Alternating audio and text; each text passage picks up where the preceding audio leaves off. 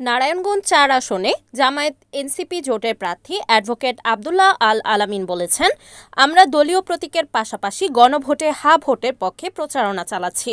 শুরুতে অনেকে বিষয়টি জানতেন না, তবে এখন সবাই বুঝতে পেরেছেন। এই এলাকায় শাপলাকলি ও হ্যাঁ ভোটের পক্ষে প্রচারণা চালানো হচ্ছে এবং মানুষ এতে ইতিবাচক সাড়া দিচ্ছে।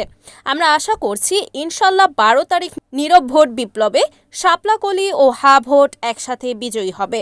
সদর উপজেলার এনায়েতনগর ও কাশীপুর ইউনিয়নে ত্রয়োদশ জাতীয় সংসদ নির্বাচনের প্রচারণকালে তিনি এসব কথা বলেন।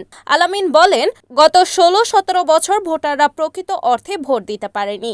সেই বাস্তবতা থেকে এবার ভোটারদের মধ্যে ব্যাপক উচ্ছ্বাস দেখা যাচ্ছে।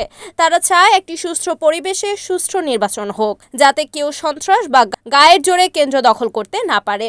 আমরা একটি প্রকৃত লেভেল প্লেয়িং ফিল্ড চাই এবং প্রত্যাশা করি ভোটারদের এই উচ্ছ্বাস ও ভোট বিপ্লবের মাধ্যমে আগামী ১২ তারিখ পরিবর্তনের পক্ষে রায় আসবে ইনশাল্লাহ।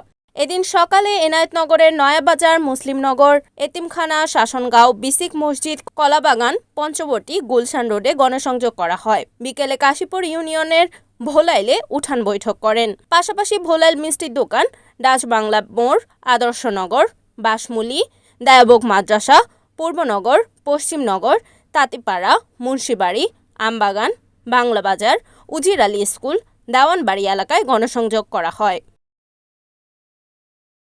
রিপোর্ট সাগর খান, NAN টিভি, নারায়ণগঞ্জ।